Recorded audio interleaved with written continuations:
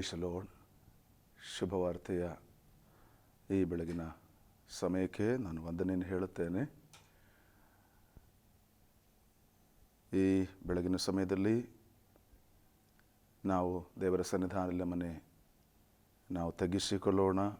ಈ ನನ್ನನ್ನು ವೀಕ್ಷಿಸ್ತಾ ಇರತಕ್ಕಂಥ ಎಲ್ಲರಿಗೂ ಯೇಸು ಕ್ರಿಸ್ತನ ಮಧುರವಾದ ನಾಮದಲ್ಲಿ ಎಲ್ಲರಿಗೂ ವಂದನೆ ಹೇಳುತ್ತೇನೆ. ದೇವರ ಸನ್ನಿಧಾನದಲ್ಲಿ ಬೆಳಗಿನ ಈ ಶುಭ ದಿನದಲ್ಲಿ ಕೆಲವೊಂದು ನಿಮಿಷ ನಿಮ್ಮೊಂದಿಗೆ ದೇವರ ವಾಕ್ಯವನ್ನು ಹೇಳಬೇಕೆಂಬುದಾಗಿ ನಿಮ್ಮ ಮುಂದೆ ಬಂದಿದ್ದೇನೆ.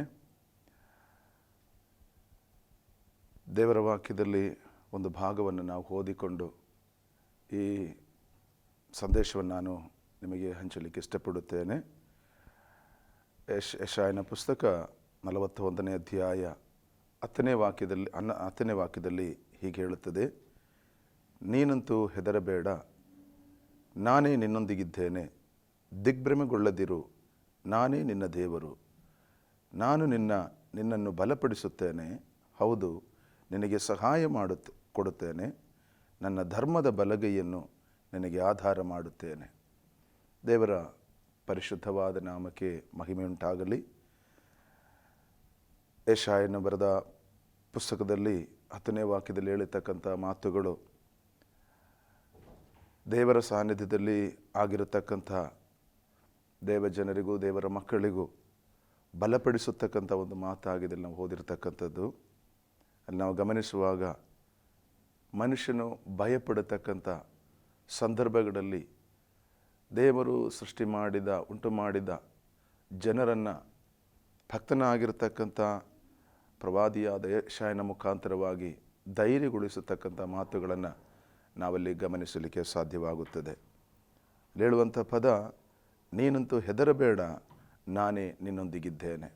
ಅನೇಕ ಸಾರಿ ನಮ್ಮ ಜೀವಿತದಲ್ಲಿ ವಿವಿಧವಾಗಿರ್ತಕ್ಕಂಥ ಸನ್ನಿವೇಶಗಳು, ಸಂದರ್ಭಗಳು ನಮ್ಮ ಮುಂದೆ ದಾಟಿ ಬರುವಾಗ ಮನುಷ್ಯರಾದ ನಾವು ಭಯಪಡುತ್ತೇವೆ, ಮನುಷ್ಯರಾದ ನಾವು ಹೆದರುತ್ತೇವೆ.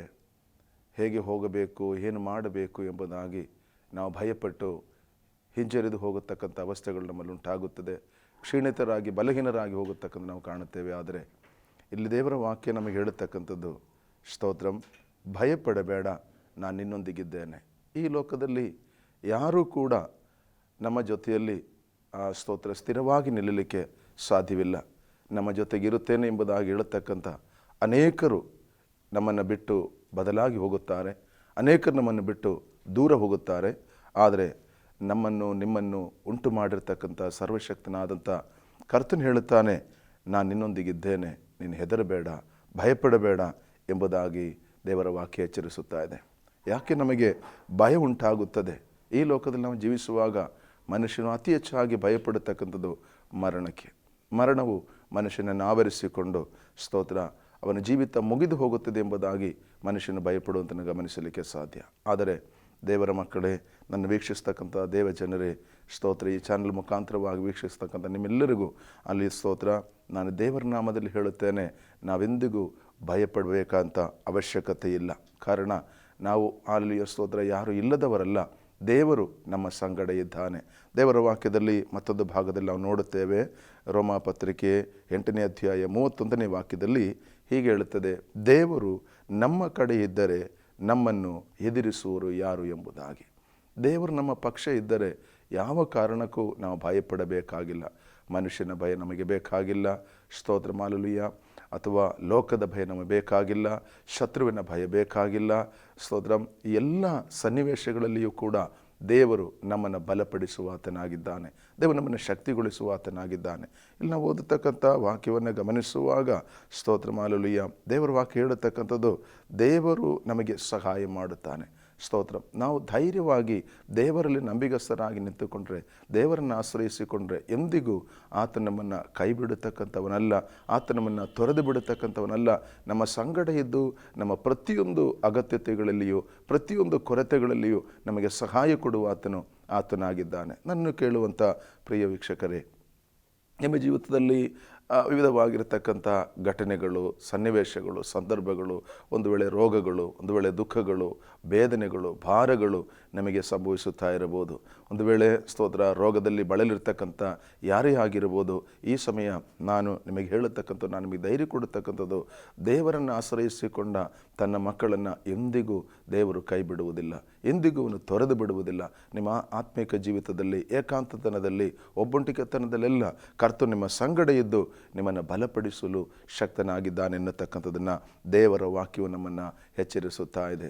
ಹಾಗಾದರೆ ದೇವರ ಮಕ್ಕಳೇ, ನಮ್ಮ ಜೀವಿತದಲ್ಲಿ ಸ್ತೋತ್ರ ಮಾಲುಲಿಯ ನಾವು ನಮಗೆ ಸಹಾಯಕರಿಲ್ಲ, ಯಾರೂ ಇಲ್ಲ ಎಂಬುದಾಗಿ ಯೋಚಿಸುವಂಥ ಸಮಯ ನಮ್ಮ ಜೀವಿತದಲ್ಲಿ ಬಂದಿರಬಹುದು. ಸ್ತೋತ್ರ ಕುಟುಂಬದಿಂದಾಗಲಿ, ಸಹೋದರರಿಂದಾಗಲಿ, ಸ್ನೇಹಿತರಿಂದಾಗಲಿ, ಬಂಧುಗಳಿಂದಾಗಲಿ ನಾವು ಅಲ್ಲಿ ಸ್ತೋತ್ರ ಯಾರೂ ಇಲ್ಲದ ರೀತಿಯಲ್ಲಿ ಹೊರಗೆ ಹಾಕಲ್ಪಟ್ಟಿರ್ತಕ್ಕಂಥ ಸನ್ನಿವೇಶಗಳಾಗಿರ್ಬೋದು. ಆದರೂ ಕೂಡ ನಾವು ಭಯಪಡಬೇಕಾಗಿಲ್ಲ.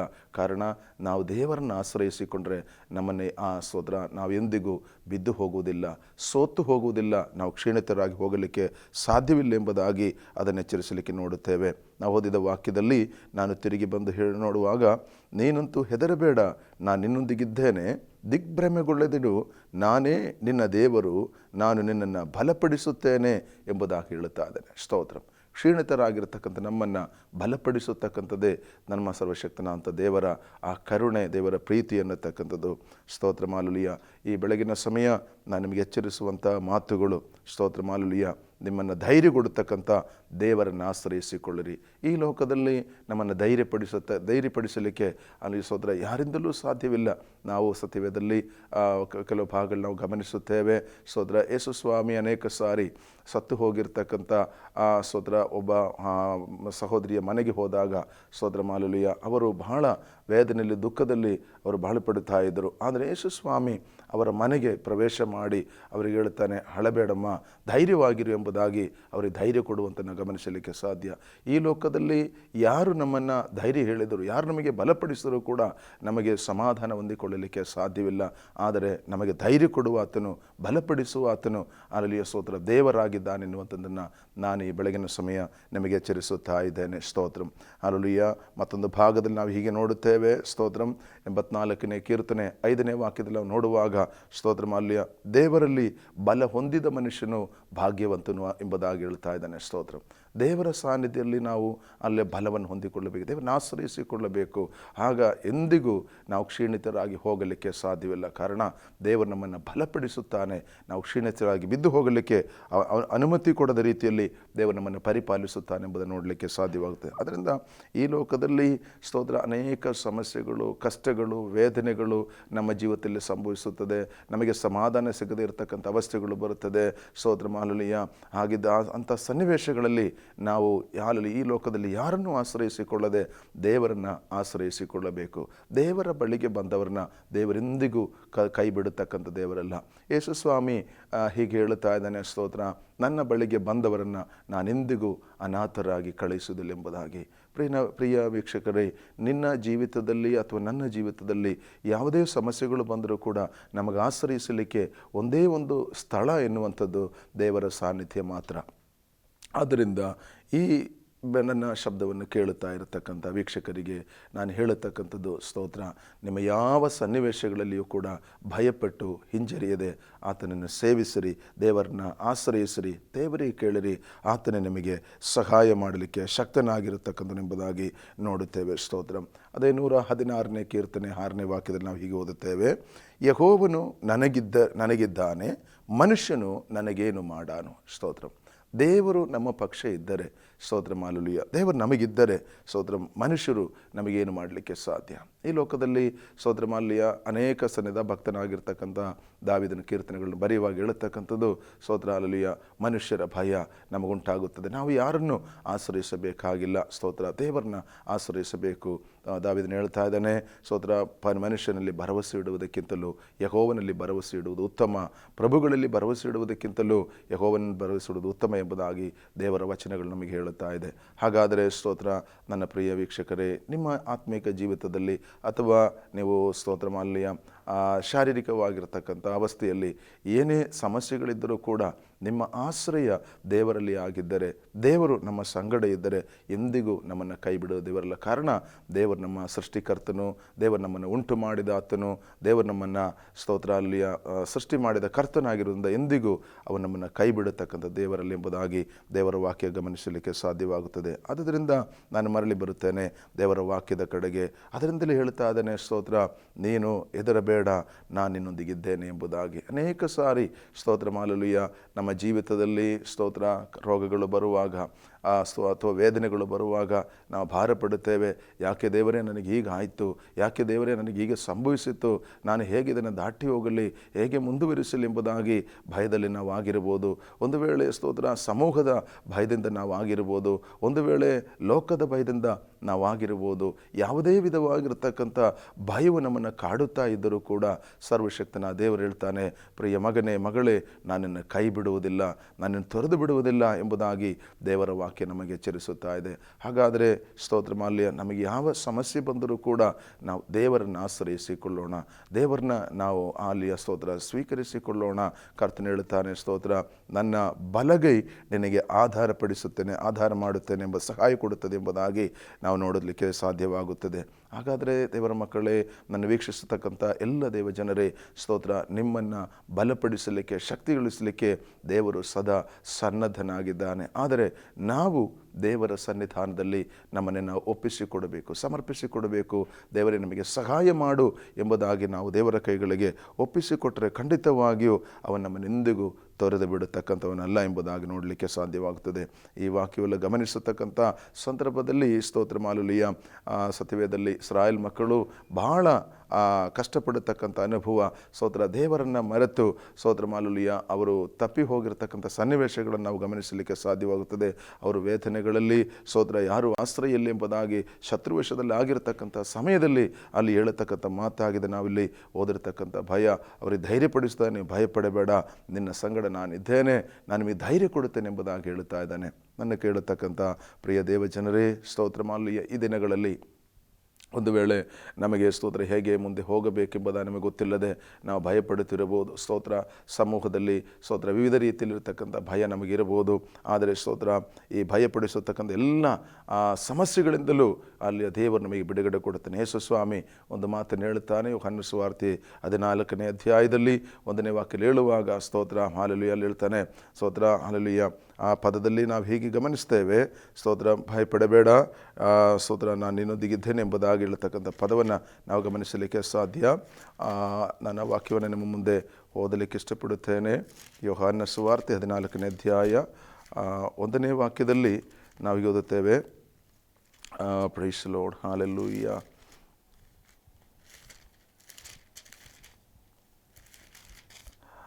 ನಿಮ್ಮ ಹೃದಯವು ಕಳವಳಗೊಳ್ಳದಿರಲಿ, ದೇವರನ್ನು ನಂಬಿರಿ, ನನ್ನನ್ನು ನಂಬಿರಿ ಎಂಬುದಾಗಿ ನಾವು ಗಮನಿಸಲಿಕ್ಕೆ ಸಾಧ್ಯವಾಗುತ್ತದೆ. ಸ್ತೋತ್ರ ಹಾಲೆಲೂಯ. ಕಾರಣ ದೇವರ ವಾಕ್ಯದಲ್ಲಿ ಯೇಸು ಸ್ವಾಮಿ ಹೇಳತಕ್ಕಂಥದ್ದು, ಸ್ತೋತ್ರ ಹಾಲೆಲೂಯ, ನೀವು ಕಳವಳಗೊಳ್ಳಬೇಡ್ರಿ. ಭಯಪಡುವಾಗ ಅಥವಾ ನಮಗೆ ಹೆದರಿಕೆ ಉಂಟಾಗುವಾಗ ನಾವು ಕಳವಳ ಪಡುತ್ತೇವೆ, ನಾವು ಸೋತು ಹೋಗುತ್ತೇವೆ.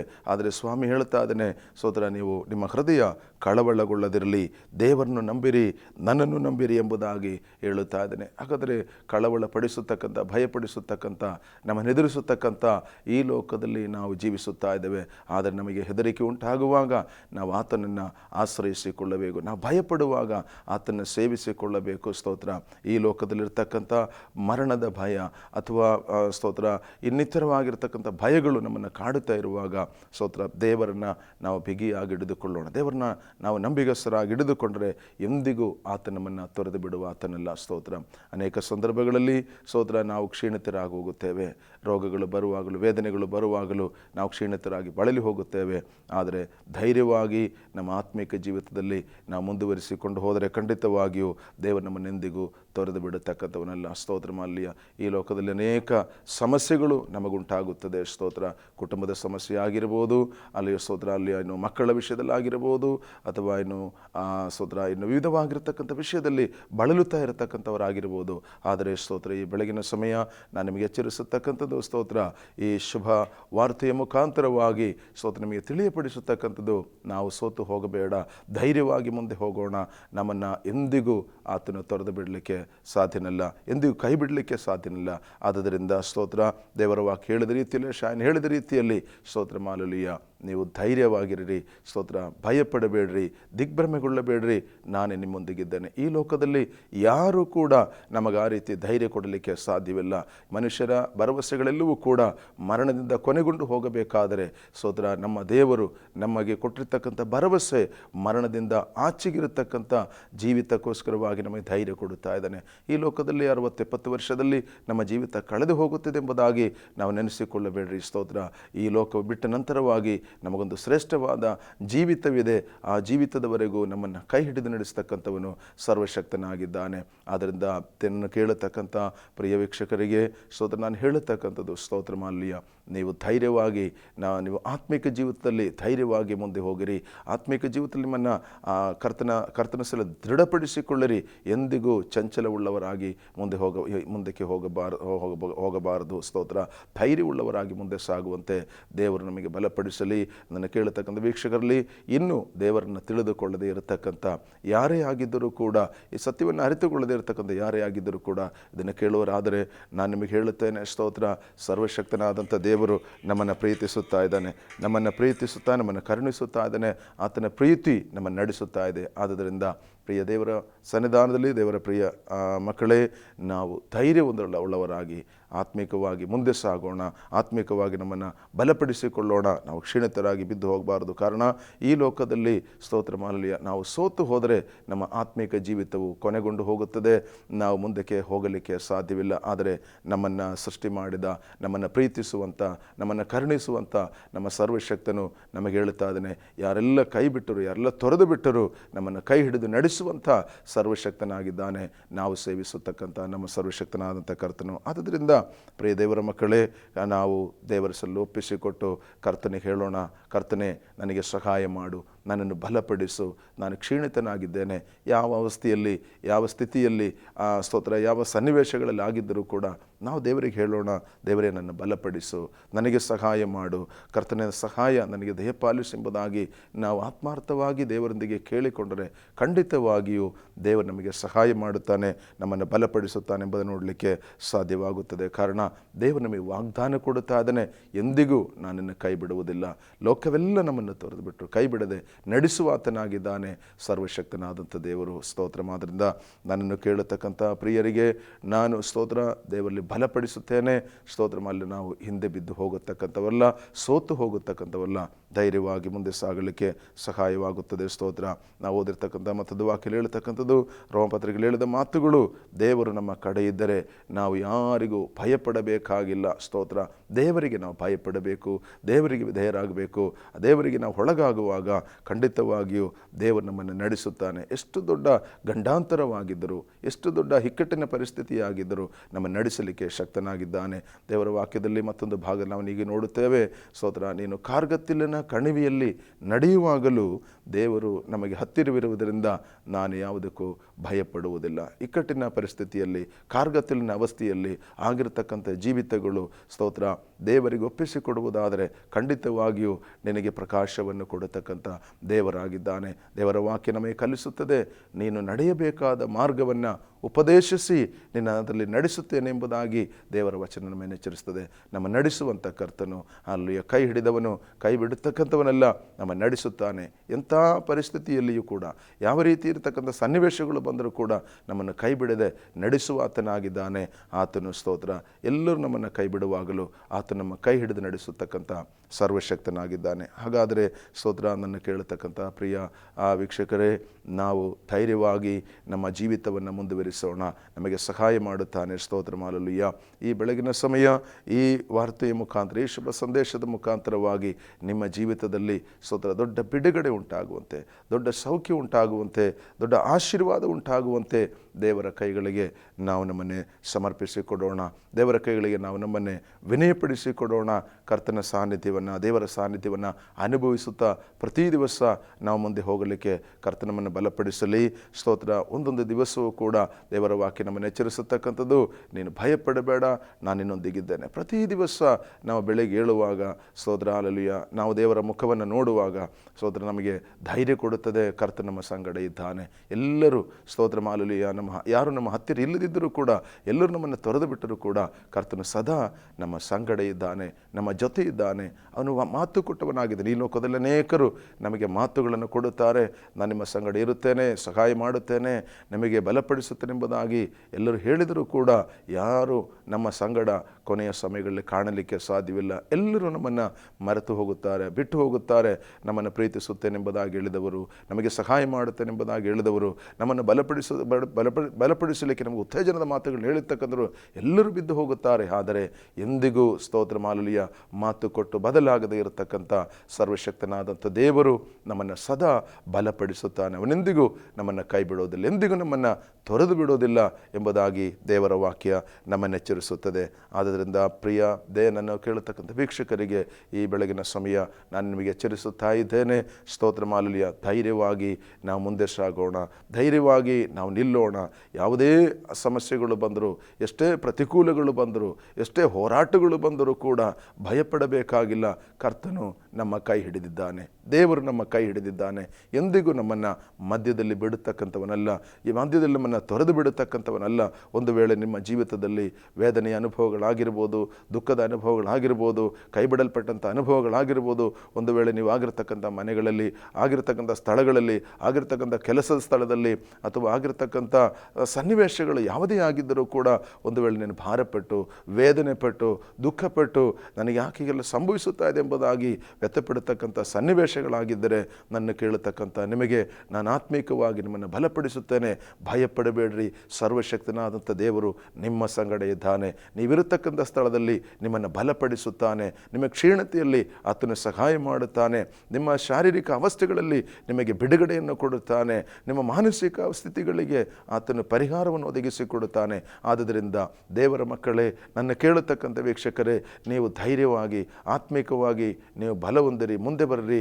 ದೇವರನ್ನ ಆಶ್ರಯಿಸಿಕೊಳ್ಳಿರಿ. ಎಂದಿಗೂ ದೇವರ ಪ್ರೀತಿಯನ್ನು ಹಲ್ಲೆಗಳೆದು ನಾವು ಹಿಂದೆ ಹೋಗದಂತೆ ಧೈರ್ಯವಾಗಿ ಮುಂದೆ ಸಾಗಲಿಕ್ಕೆ ಕರ್ತನು ನಮಗೆ ಸಹಾಯ ಮಾಡಲಿ ಎಂಬುದಾಗಿ ನಿಮಗೆ ನಾನು ಎಚ್ಚರಿಸುತ್ತಾ ಇದ್ದೇನೆ. ಆದ್ದರಿಂದ ಈ ಬೆಳಗಿನ ಸಮಯ ಅಲ್ಲಿಯ ಸ್ತೋತ್ರ, ನಮ್ಮನ್ನೇ ನಾವು ವಿನಯಪಡಿಸಿಕೊಡೋಣ, ಆತನ ಕೈಗಳಿಗೆ ನಮ್ಮನ್ನೇ ನಾವು ಸಮರ್ಪಿಸಿಕೊಡೋಣ.